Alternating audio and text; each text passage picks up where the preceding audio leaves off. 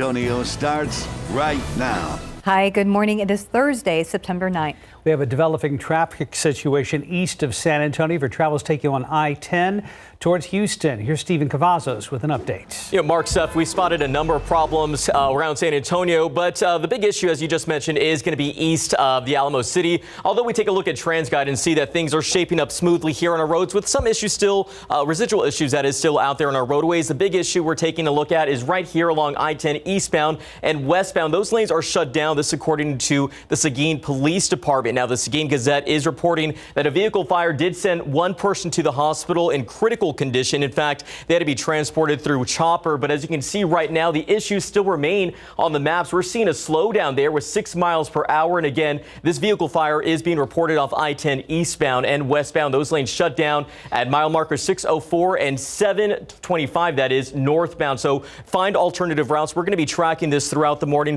giving you the latest updates. But keep in mind, this is less than a few weeks ago is when we had a fiery crash that killed 3 people out towards Seguin. So some big issues out there this morning. We're hoping that person is okay. But of course, stay with KSAT on air and online for the very latest. Really quickly, though, we do want to bring your attention to town here. I-10 eastbound 2 lanes still blocked there at Pro Bench Street. It has been a very, very busy morning here in the traffic lab and around our city. You can see right now we still have a number of crashes reported that we're going to be continuing to monitor. But one last look at TransGuide. Again, we will continue to follow that situation out towards Seguin. So stay with us for all those latest updates. Mark, Stephanie.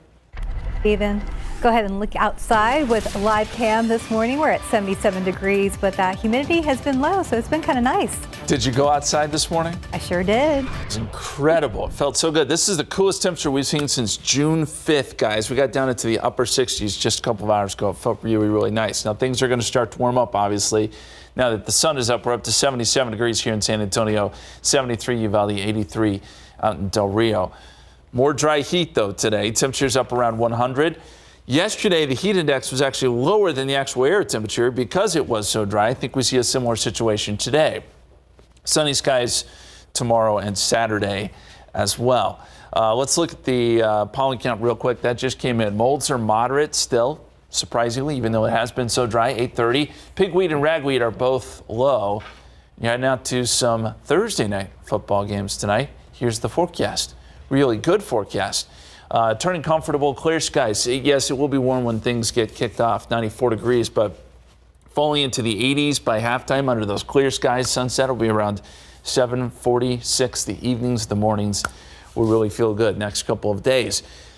Just put together a look at the tropics. We're going to look at that here in a few minutes. It is busy. There's a lot to talk about. We're going to have more on that in just a few minutes, guys. Thank you, Justin. Well, with back to school in full swing, safety experts and law enforcement are urging parents to be extra mindful of what they share in regards to a popular social media photo trend with kids. Yeah, it's very scary for us parents. So this is from the McHenry County Sheriff's Office in Woodstock, Illinois. They shared an image of this deputy right here, Deputy Sheriff Tim Creighton, exemplifying a common online theme in which parents post images of their children posing with a sign to celebrate the first day of school. So the 2 snapshot posts show Creighton holding a poster, "My first day of school," left side sharing mock info such as name, age, grade, teacher, name of school, and attendance. The right image has those personal details blurred out, suggesting it's unsafe to include it in a picture. And of course, many parents concerned the post was shared upwards of 69,000 times. This information, they say, can be used by predators, scammers, and other people looking to endanger your child, family, or finances. No matter your privacy settings or friends list, it's best to keep personal information on the internet to the bare minimum. That's right. And again, this happening in Illinois. What does it say? Also, the social media accounts. This says parents and grandparents are proud, excited, and exuberant at their kids and grandkids, but sometimes they can, in that exuberance, share too much information online, and that's easy to do sometimes. I know my sign, actually, sometimes I was looking at other people's signs when their kids went back to schools, and I was like, oh, how cute, you know, they would have the details and, you know, very nicely decorated. And I was feeling bad for having a generic, hey, we're starting 2nd grade, but maybe, right. You know. And it's usually just a name and a grade, but yes. I guess some parents are doing more. So just beware. Yeah, just in case. For now, let's look at today's 9 at 9. President Joe Biden is set to deliver remarks today on a 6-pillar plan to combat the spread of the Delta variant. At least 75% of adults in the U.S. have received at least one COVID-19 vaccine dose, but tens of millions of Americans remain unvaccinated. Tropical depression Mindy is moving back into open waters after bringing heavy rains to parts of Florida and Georgia overnight. Mindy made landfall as a tropical storm late last night. U.S. Supreme Court put Wednesday night's execution of Texas death row inmate John Ramirez on hold. Ramirez requested his pastor lay hands on him during his execution, but prison policy doesn't allow it. Ramirez says that violates his religious liberties. He killed a man by stabbing him 29 times during a Corpus Christi robbery in 2004. North Korea marked the 73rd anniversary of the country's founding with an unusual nighttime military parade, which included the bizarre image of hundreds of soldiers in bright red hazmat suits and gas masks. After 9 days of sitting in the dark, most of greater New Orleans can turn the lights back on this morning, but areas outside of the Big Easy are still without power, where 240,000 people are without electricity, according to poweroutage.us. Ida is blamed for at least 80 deaths across the U.S. Some of America's biggest airlines are ready to commit to using more biofuels in their planes by the end of the decade. Reuters says a group representing airlines like United, Delta, and American will set a goal today of using 3 billion gallons of fuel from sources like vegetable oil or animal fat. Employers around the country posting a record number of job openings. Labor Department says there were nearly 11 million jobs available at the end of July, up nearly 750,000 from the month before. The Macy's Thanksgiving Day Parade will be an in-person event this year. Macy's making that official call yesterday. Last year, the parade was televised with only limited performances. Participants this year will be required to show proof of vaccination and to wear a mask.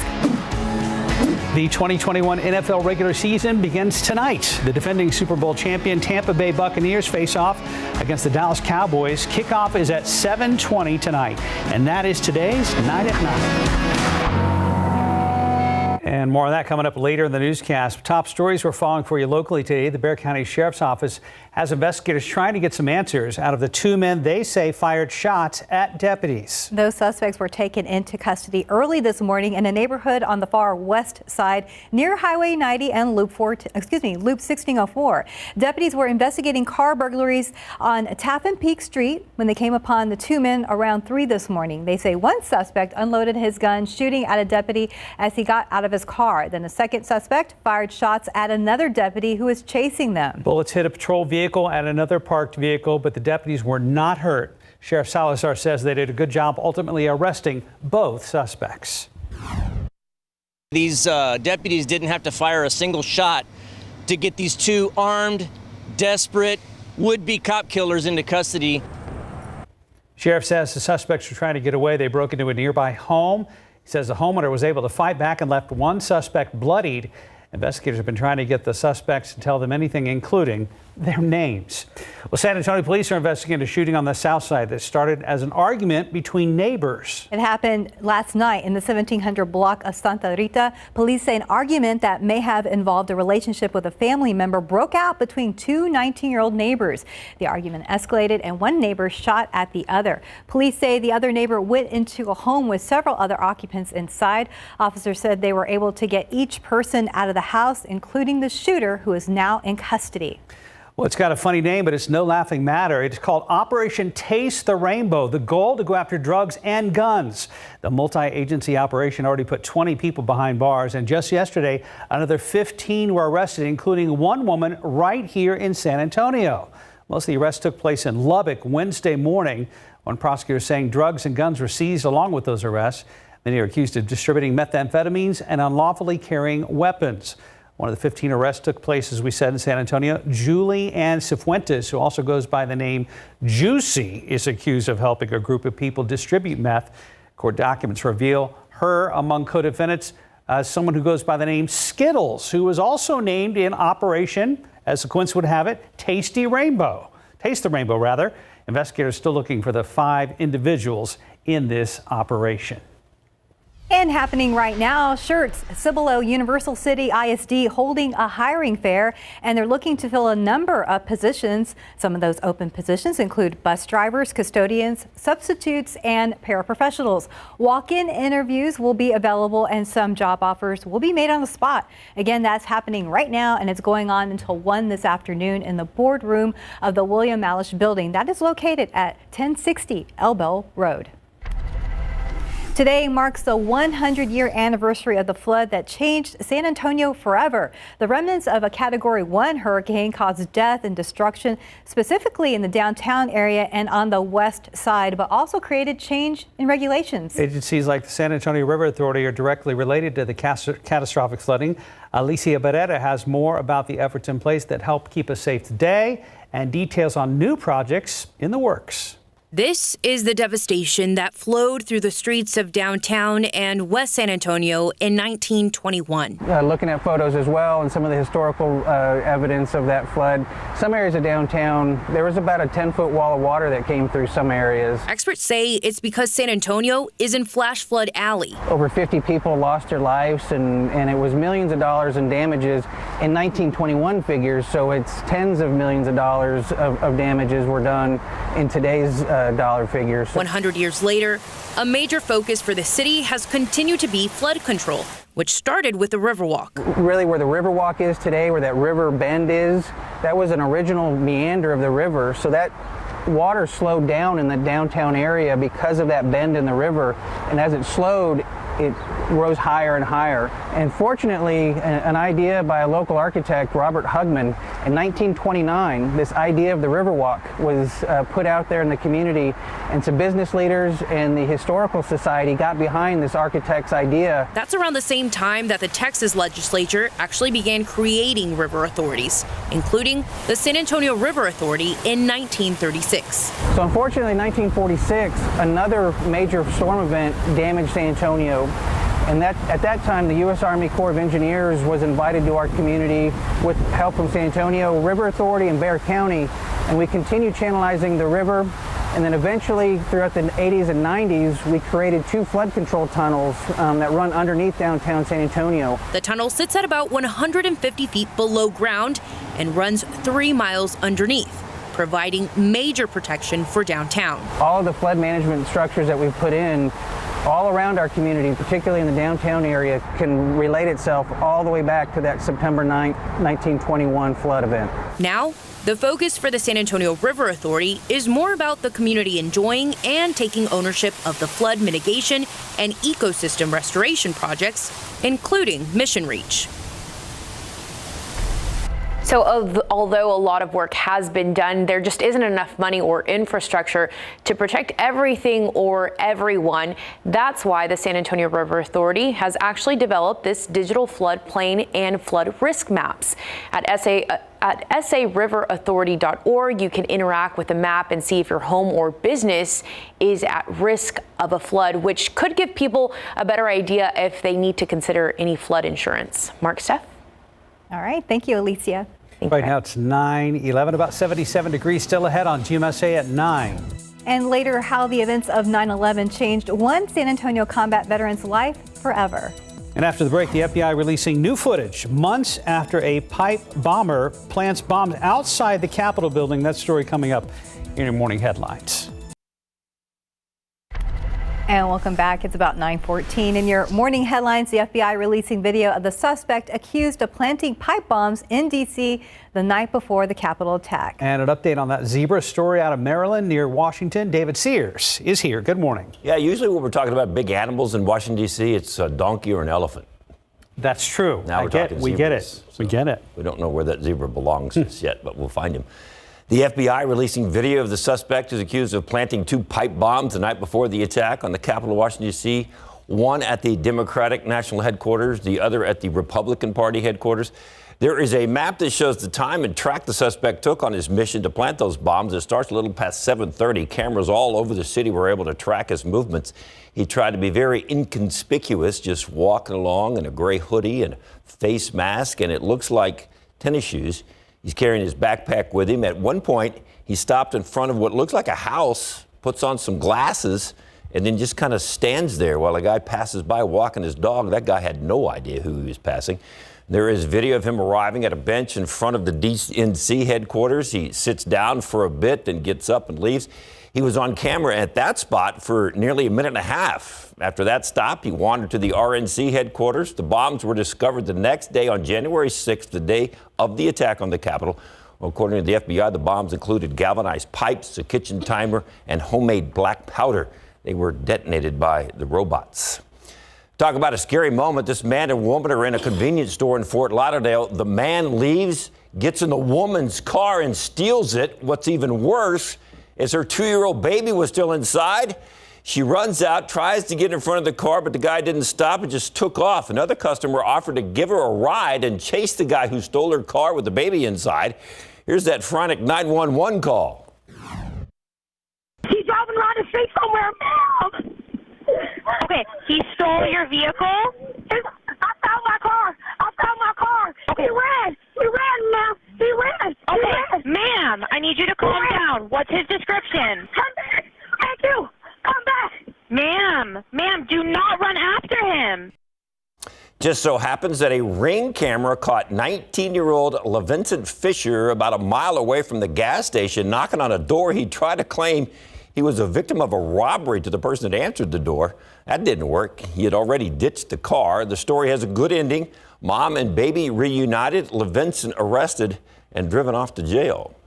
Firefighters who have been battling the Dixie Fire in California get a chance to pause for a moment and relax with a cute and cuddly little friend. The group Pause for Love brought the dogs in from Reno just to give the firefighters a little time to themselves and take a moment to breathe, since they have been away from their families and friends for weeks fighting those fires. Everybody loves dogs, everybody loves animals, and fire camps can be stressful. And just being able to think about your dogs that are at home and just to come play with something, you know, it's awesome. Yeah, nothing like a little break from the rough days of fighting those fires. Hey, if you look real close, you can see zebras wandering around in Paul Curling's backyard of his house. There he is. See, look at his zebra just kind of wandering through the woods. Remember yesterday on KSAT 12 News at noon, we told you about 5 zebras wandering around in that neighborhood outside of Washington, D.C. They are still wandering around, but we've got an update for you. First off, Animal Control up there telling people to stay away from them. They won't attack you. Please do not try to corner them, try to catch them. Like I said earlier, they're not used to being handled by humans, so they will kick. Zebras do bite. So please, if you happen to see them, just give us a call and let us know, but just stay away. Stay away. I'll say, here's the plan of attack now, or plan of capture. Animal Control has set up a feeding station. They are starting to earn the zebras' trust and confidence. They are eventually going to squeeze them into a confined space using the feeding station as bait. When they get them tranquilized, they're going to take them back to the farm. Now, the aerial you shot was actually aerials of the farm. This farm has a permit to have zebras. And, well, up until now, they had 39. Now they're down to 34 until they get the 5 back. Then they'll be back up to 39 zebras on this farm. Well, it sounds like they've got a plan to get them back where they need to be. I hope so. They're just walking along that guy's backyard. They're like zebras. We'll blend in. Yeah. Not at all. Not in this Green instance. forest, black and white stripes. Yeah, it doesn't work, does it? Not going to see us. All right. Thank you for the update, David. And Justin, we are very happy with the low humidity. Oh, it was delightful this morning. I have friends up in the Texas Hill Country, and I was waiting for them to post about it on social media, but they were probably smart and outside enjoying it and staying off social media. Yeah, it was in the low 60s in places like Kerrville. I mean, it's just been a while since we've got to enjoy some weather like that. The heat has been pretty serious, not only here, but across the west. You see the ridge of high pressure there? Yesterday, Death Valley got up to 120. The day before it was 122. This is the latest in the year that they've ever been this hot. I mean, we know Death Valley gets scorching hot, but the numbers have been pretty impressive as of late. And we're feeling some of that heat too. Granted, it's a dry heat, and the high temperatures yesterday here in Texas, 100 here in San Antonio, 101 Laredo, 105 in Del Rio. Those were the hot spots. And you look at the lows this morning, we got down to 68, so a 32-degree swing. That's what the dry air will do for you. give you the cool mornings and then the hot afternoons. It was 65 in Waco, 66 in Dallas. What a great start. Right now, we've got clear skies and 77, so temperatures are already rebounding very, very quickly with a dew point of 58, and we have a northwesterly wind at 6 miles per hour. 67 in Comfort, 72 Kerrville. I mentioned those are some spots that got pretty cool this morning. 75 Rio Medina, 77 in New Braunfels, and up to 81 now Stinson, 81 in Cotulla as well. Dew points in the 50s. We can deal with that. That's in the pleasant category. A few spots still in the 60s down to the south. It is a little more humid as you get down towards Victoria and Pleasanton.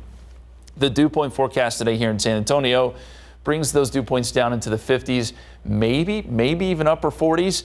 That's pretty dry air, and that's why temperatures will skyrocket to near 100 again today. Here's the key, though. Notice the heat index. It's actually below what the air temperature is. That can happen when the air is dry. So even though we're up around 100, maybe it doesn't feel as bad, and most spots will be in that situation today. Water vapor shows where our ridge pipe pressure is. It's a big one, driving dry air down into Texas. But in the tropics, it's becoming more busy. So things are quiet here in Texas for now, but we did have tropical storm Mindy yesterday, now tropical depression. That's moving away. Then as we look south, another little area here Hurricane Center is watching near Central America, 30% chance of development. As we go to the Pacific side, this system here has a 50% chance of development. I mentioned both of these because some of this moisture could eventually work up into Texas. That would be early next week, in the middle part of next week, giving us some rain chances. There's also Tropical Storm Olaf. I mentioned that because we've had Anna and Elsa this year. Now in the Pacific, we have Olaf. What's going on with this Frozen theme? I don't know what I'm not sure if that was planned out or not, but I think it probably was. There's another area out in the Atlantic, 50% chance of development off the coast of Africa. And then we have Hurricane Larry. So it is very busy. We are nearing the peak of hurricane season, so I suppose that's not a surprise. But we'll look for some of that moisture again to work in Monday, Tuesday, Wednesday of next week. Doesn't look like we're going to get a tropical system. We'll keep an eye on it, but I think it's mostly just going to be some tropical moisture, and that will bring the rain chances. In the meantime, we're up near 100, sunny skies Thursday, Friday, Saturday, comfortable mornings as well, guys. Yeah, looking forward to the mornings. Yeah. Thank you, Justin. Still ahead on GMSA at 9. A look at the progress made by Bexar County's Bear Gives Back sentencing program.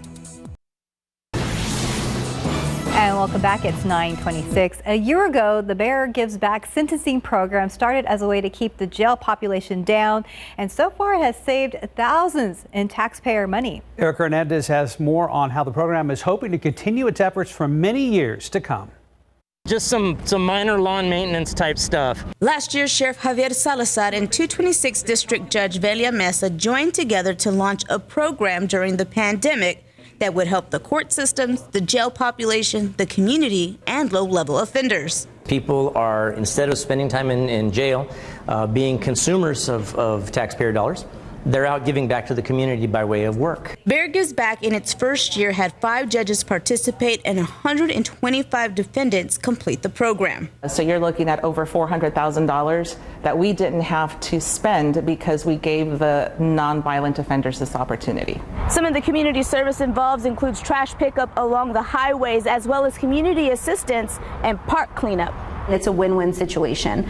A win for them in that they're able to, serve their sentence and provide a service to the community. Not every offender will qualify, but in the end, the hope is to get more judges to use the program to keep more non-violent offenders out of jail. Some people need an opportunity just to have a hand reached out to them to help them out and say, hey, it's okay, you messed up, but there's an opportunity for you to correct things. Erica Hernandez, KSAT 12 News.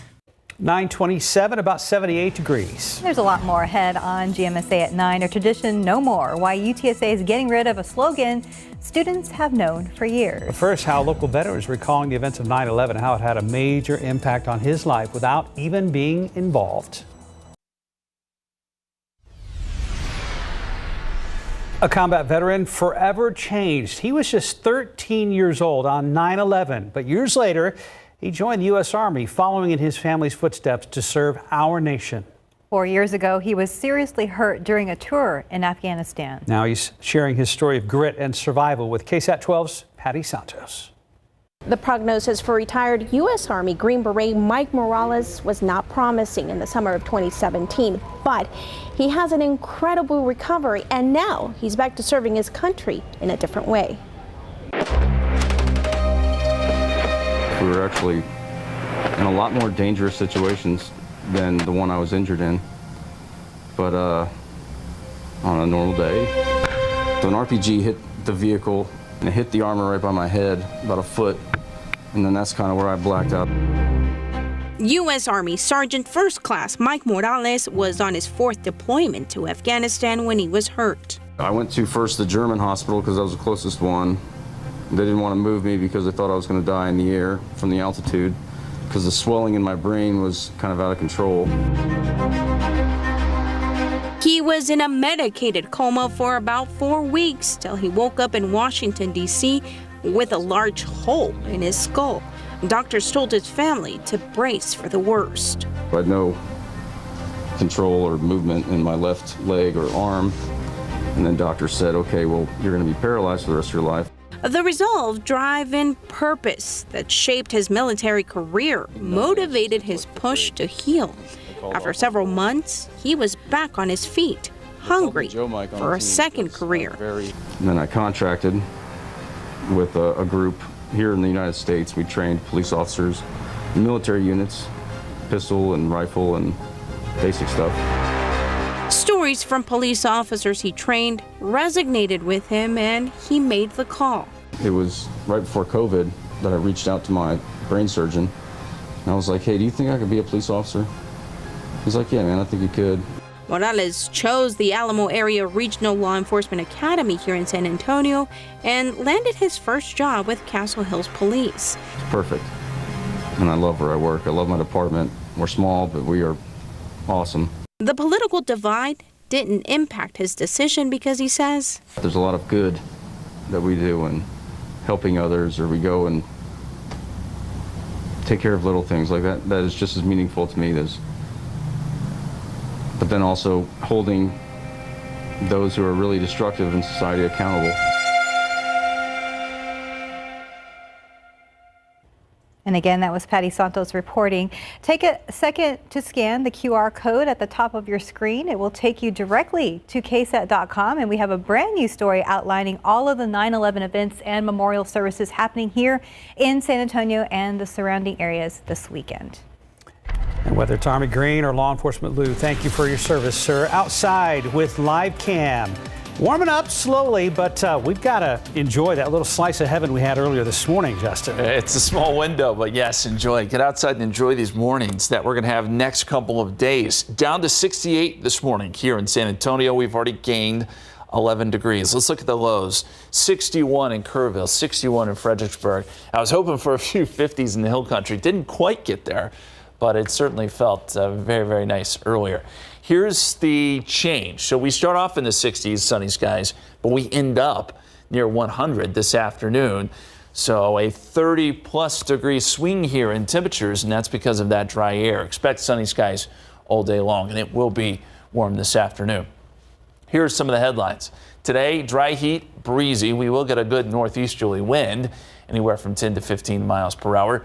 Friday and Saturday, we'll have some more comfortable mornings ahead. They'll feel pretty good both days. And then by Sunday, that's when we start to see some tropical moisture moving in. And that's probably going to be late in the day. That's going to translate to some showers and storms, I think, Monday and Tuesday, some scattered downpours. And we may get some good rain out of that, depending on where the deeper moisture is. We're going to take a deep dive into that and look at that forecast for you coming up in just a few minutes. Guys. Thanks, Justin. Taking a look out with TransGuide. Things looking pretty good right now. They're at Zarzamora Road and also at Loop 410 in Evers. Turning to the coronavirus now, Delta Plus, Mu, and Lambda, all names you'll begin to hear more often as new coronavirus variants start popping up around the country and here in Texas. And there are still a lot of unanswered questions about these variants, but our Patty Santos spoke with a local expert to get details on what they know right now.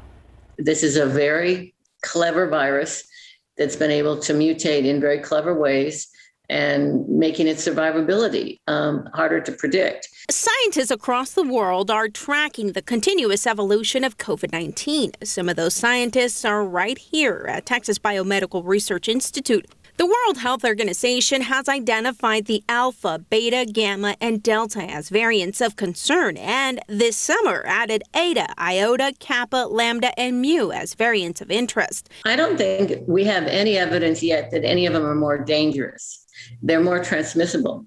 Researcher Gene Patterson says scientists around the world are trying to understand and predict what variants might do next. One hypothesis, Delta spread might cause other variants to fizzle out. If you're trying to get to a place where a good proportion of the community is immune, either by vaccination or by having been infected, Delta may have contributed to our immunity as a community. Other scientists disagree and say only time will tell. The Mu and Delta Plus variants, the latest to be tracked in Texas. According to Patterson, the good news so far, vaccination is still the best tool. There's no evidence that any of these variants are have escape mutants that would suggest that you wouldn't be protected from your vaccination.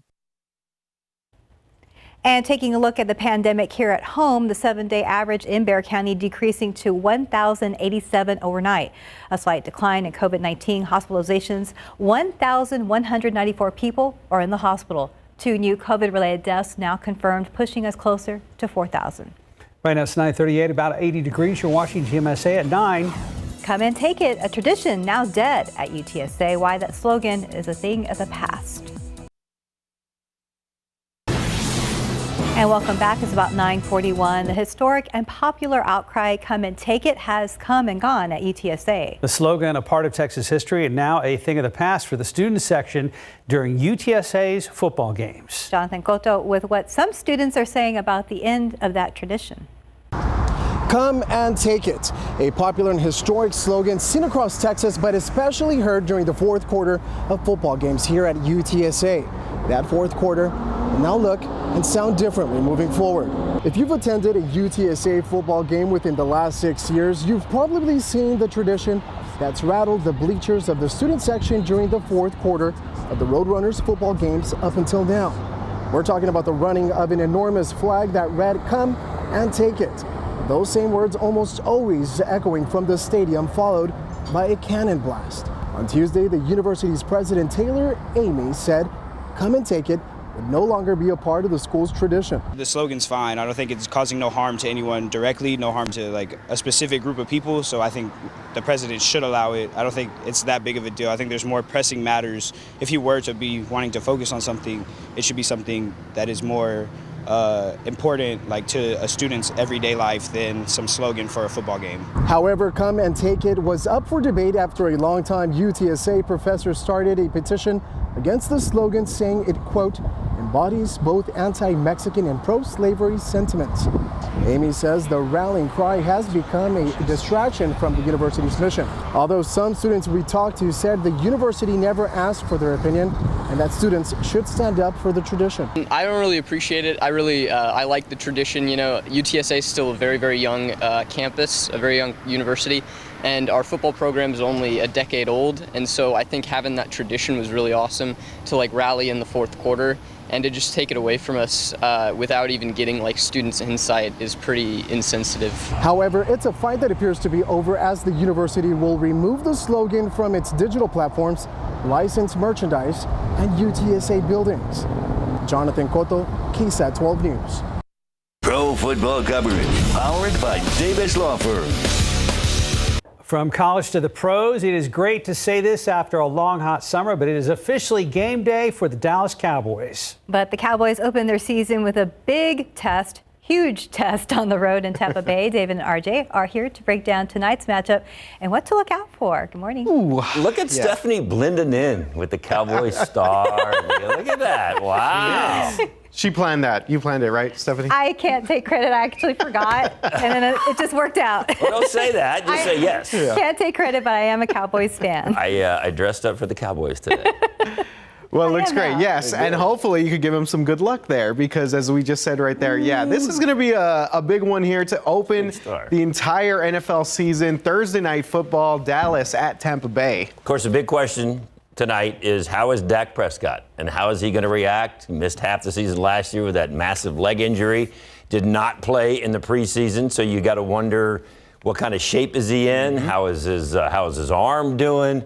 and what kind of offense they're going to have because they're missing one of their big-time offensive linemen. Yeah, this guy right here, Zach Martin, he is out because of COVID protocol. So they're going to turn to the Connors, not the ABC show, but Connor Williams, Connor McGovern, they're going to have to step up there in place of Zach Martin, who they officially ruled out yesterday. Yeah. David, we were talking, we said there might be a small window for Zach to maybe take the Jerry's private jet over to Tampa, but that's not They going were to happen. talking about having a private jet sit at the airport waiting for him if he could pass the test, and it was all falling within the time frame that you have to have if you get COVID in the NFL these days, then he might have been able to make it just in time for kickoff. But apparently they said, nah, we'll just go with the Connors. Yeah. See how they do. There we go. And as you mentioned, David, of course, Dak coming back has not taken a snap since he got hurt last season against the Giants there. So it'll be interesting to see what his conditioning is looking like. Probably going to be pretty hot and humid there in Florida. Yes. I know everybody's going to be watching Dak, and everybody's going to be watching Zeke, and everybody's going to be watching the offensive line now. But I think there's going to be a lot of interest in this new defense. Yeah. They've got two rookies starting, one on the defensive line. Michael Parsons, the first-round draft pick, is going to be starting at linebacker. So this is going to be very interesting to see how they hold up against Tom Brady. And speaking of Tom Brady, he's already whining. He's already whining. He's already working the referee. He's working the NFL. Old guy yells at cloud? Does that mean LeBron's out of a job? Or No. LeBron's in a totally different league. A different league of whining. Yeah. Okay, Different league of whining, a different league of sports. But he's already complaining about this new rule about guys can wear different numbers. And they had each, like your defensive backs had to wear a certain number and your offensive linemen had to wear a certain number. They changed all that this year. So some of these guys can wear different numbers. Like Michael Parsons is going to wear number 11. Yeah. At Parsons defensive back. Well, he would have never worn number 11 at defensive back. You can do that in college, but you can't do that in the pros. I think obviously Tom Brady has seen everything in his career. He looks like he's actually aging backwards there. Look at that video. He looks like a Benjamin Button type here. But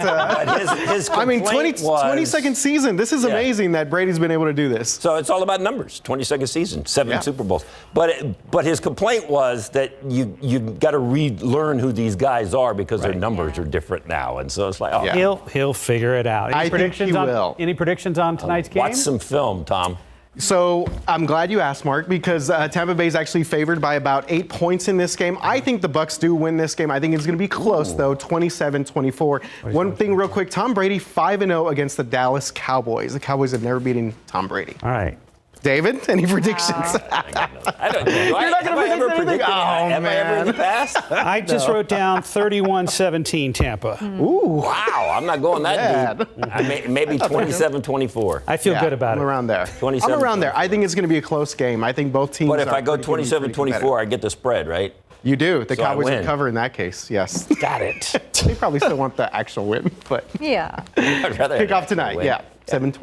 All right. A lot Where's of Roger people Staubach when you need him? will be watching. All right. That would be great. Watch this quarterback, Benjamin Button, to see how he does this season. David and RJ, thank you very much. Back to Justin Hornhow and checking on, let's see, more climatology data. Yeah, looking back, when's the last 100-degree day typically here in South Texas? You're probably looking at your calendars right now saying, hey, when are we going to get rid of these triple digits? Or I guess maybe people use their phones now, not paper. Right. Showing my age now.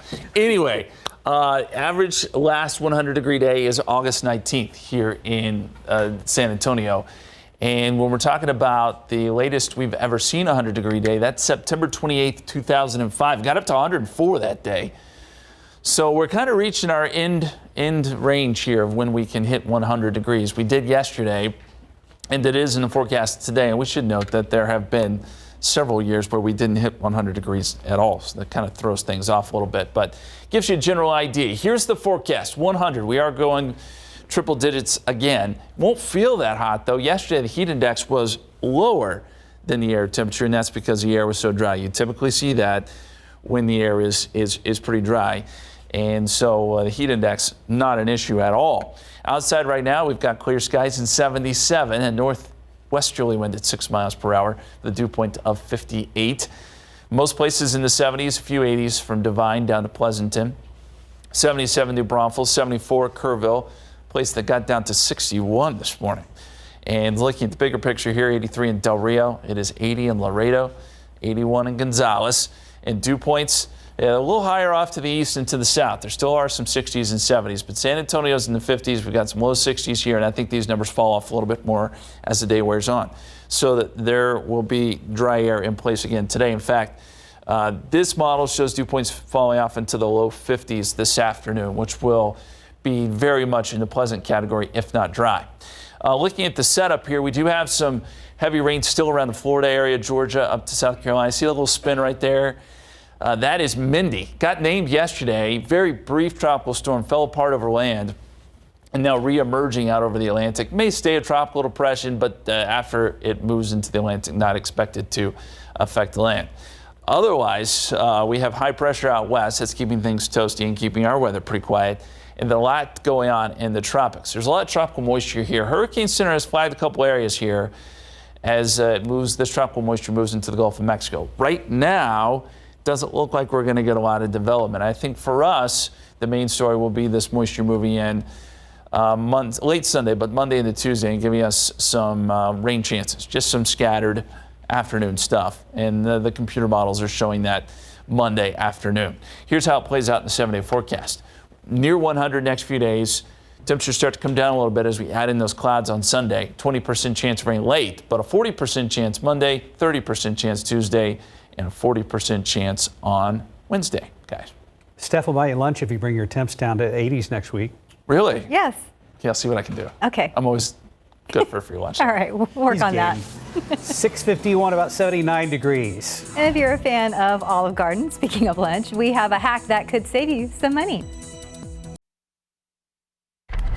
Good morning. Hey guys, good morning. Coming up on Live, Amanda Pete and Padma Lakshmi. Plus, Live Loves New York Week looks at our beloved 67th Street. We'll see you soon on Live. And a quick look at traffic with TransGuide. There's a look at Loop 410 and Evers Road. Things are running smoothly.